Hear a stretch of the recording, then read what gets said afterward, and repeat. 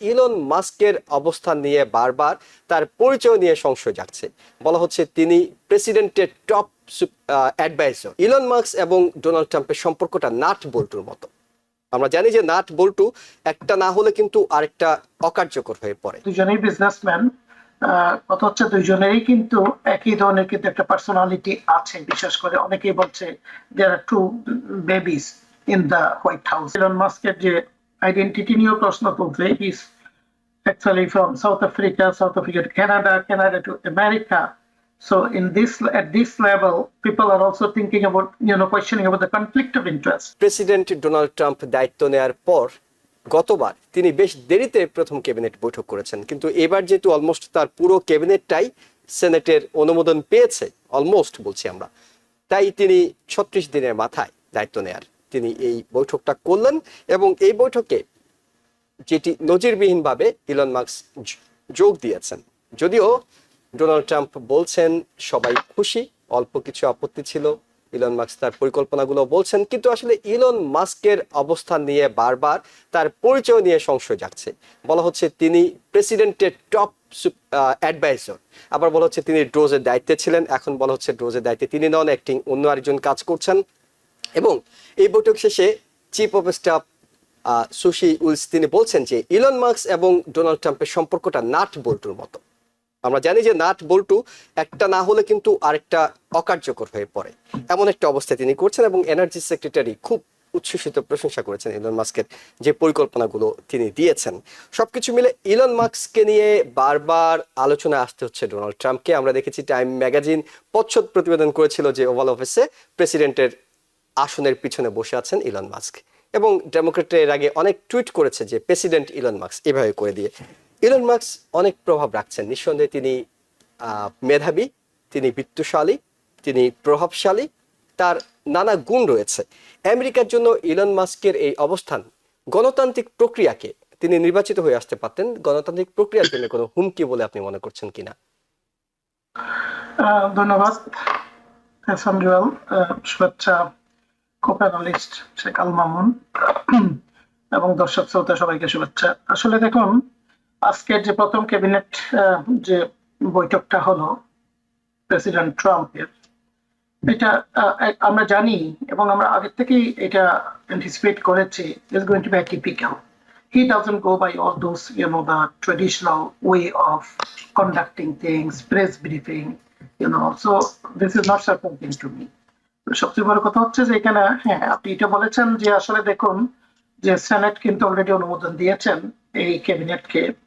Well, সেনেটে আসলে দেখুন যে তাদেরই মেজরিটি। আর সবচেয়ে বড় কথা, Democratic party whatever they do, at least এখনো কিন্তু বাইপার্টিজান বলেন বা দেশের স্বার্থটা দেখেন, যে এগুলা নিয়ে আসলে তো আপনি যতই দীর্ঘসূত্রিতা করবেন, এগুলাকে যতই আপনি বিলম্ব করবেন, ততই কিন্তু দেশের জন্য আসলে ভালো না। সো এবং আফটার ইলেকশন এখন অনেকেই বলছে যে ডেমোক্রেটিক পার্টি তো আসলে কিছুই বলছে না। Democratic Party is taking time এবং Democratic Party is, as I said, that they believe in government functioning. So that's most welcome. কিন্তু এখন দেখুন এখানে যে বক্তব্যগুলো রেখেছেন, এখানে হচ্ছে সবচেয়ে বড় কথা হচ্ছে Elon Musk is not an elected official, but the way actually he's performing is more than the right after president, or sometimes people question that maybe he is more than president. তো আপনি বলেছেন যে আসলে দুজনেই businessman, কথা হচ্ছে দুইজনেরই কিন্তু একই ধরনের কিন্তু একটা পার্সোনালিটি আছে। বিশেষ করে অনেকেই বলছে there are two babies in the White House, অনেকে এইসব কথা বলছেন আর কি, কারণ এগুলো কিন্তু আসলে লাস্ট করে না। এবং আমার মনে হচ্ছে যেগুলো করছে, তো ক্যাবিনেট আজকে যে কতগুলো কথা বললো, আমার কাছে অবাক লাগলো যে বলে ফেললো যে anybody still have reservation or don't like the Elon, they will be thrown out. These are really not the presidential rhetoric. এবং সে আরো অনেকগুলো বলছেন যে এগ্রিকালচার সেক্রেটারিকে বলেছেন যে এগের দাম বা নিত্য নৈমিত্তিক জিনিসের দাম, সেগুলোর কথা বলেছেন সে। এবং আরো বলেছেন যে আপনার ইউক্রেনের, হ্যাঁ, Zelensky is coming here on Friday. আমরা জানি না কি ডিল করেছেন, কিন্তু একটা জিনিস মনে হয় সেটা বলছে যে যেটা আগেও যে জো বাইডেনের সময় করে নাই, যে এখানে আমেরিকার ইন্টারেস্ট কিন্তু তারা দেখে। আমেরিকা যে আপনি অস্ত্র দিচ্ছে বা অন্যান্য যে সরঞ্জাম দিচ্ছে, বা অন্যান্য রিকোয়ার্ড যে উইপন গুলো দিচ্ছে ইউক্রেনকে, এগুলো কিন্তু ফ্রি দিচ্ছে না, কিন্তু এগুলো সবগুলো কিন্তু আপনার ট্রিটির মাধ্যমে দিচ্ছে, এবং এগুলো কিন্তু টাকা পয়সা ছাড়া কিন্তু এদেশ কিছুই দেয় না।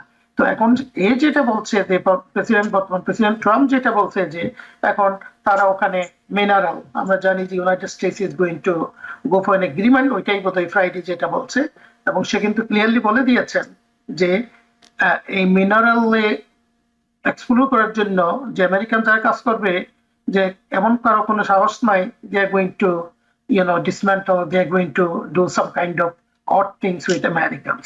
এটা কিন্তু স্ট্রেট বলে দিচ্ছে। এবং ন্যাটো সম্পর্কে সে বলেছেন যে ন্যাটো আসলে, সে বরাবরই বলে আসছে ন্যাটোকে এখন, আজকে বোধহয় যেটা বললো যে ন্যাটোকে আসলে তৈরি করা হয়েছে just to make the United স্টেটসকে এক্সপ্লয়েট করার জন্য।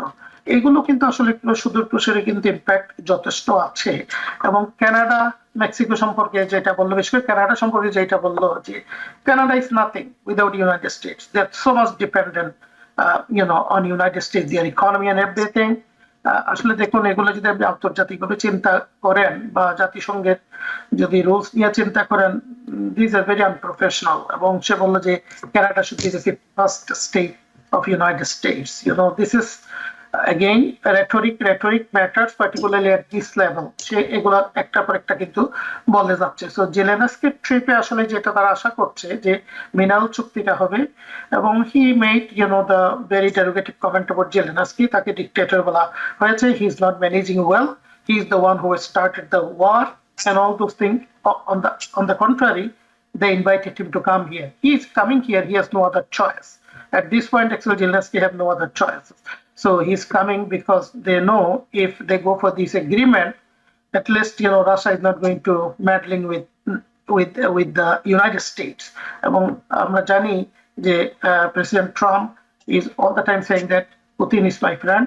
Well, North Korea সেও তার ফ্রেন্ড, এবং সে বলছে যে আমরা এটা রাশিয়াকেও আমরা প্রোটেক্ট করবো তার ইন্টারেস্ট, এবং যুদ্ধ এটা বন্ধ হবে।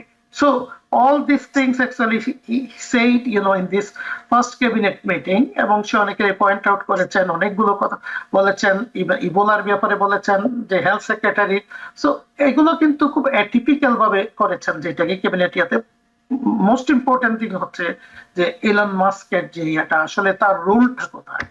ইলন মাস্ক এবং saying the things like তারা বলেছেন যে তারা they are going to $2 trillion equivalent, they are going to save, এবং they are going to fire people, government efficiency.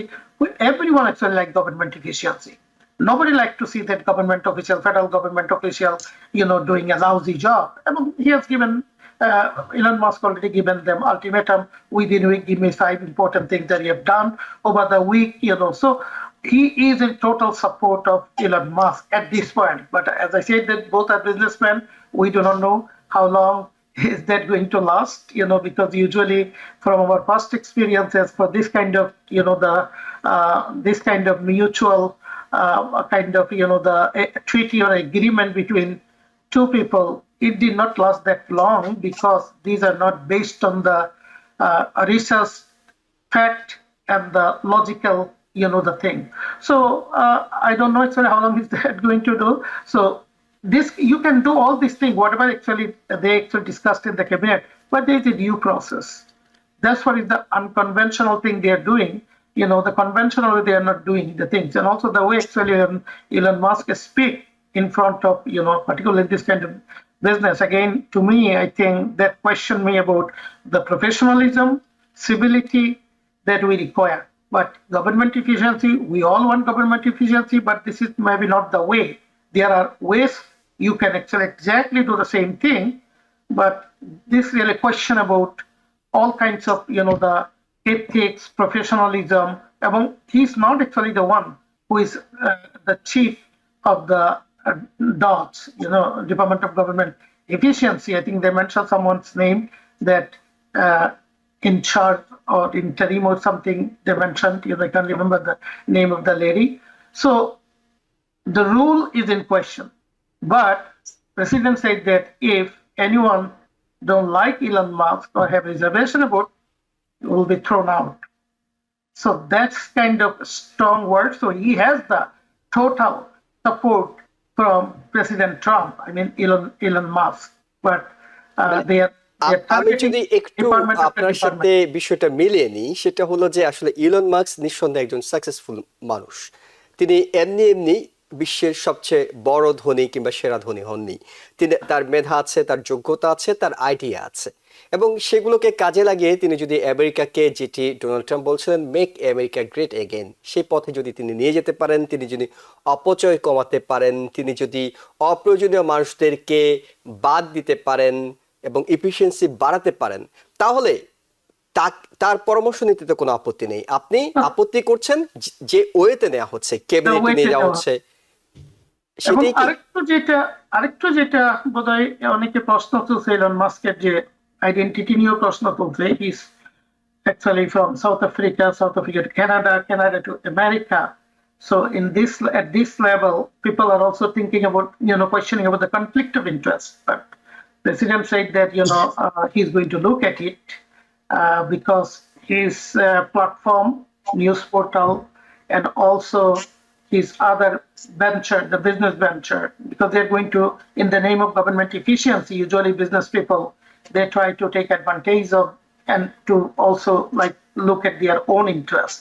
So that conflict of interest thing is also very much, I think, in question here. New York থেকে সম্প্রচারিত TVN 24 television, বিশ্বজুড়ে বাঙালির কণ্ঠস্বর।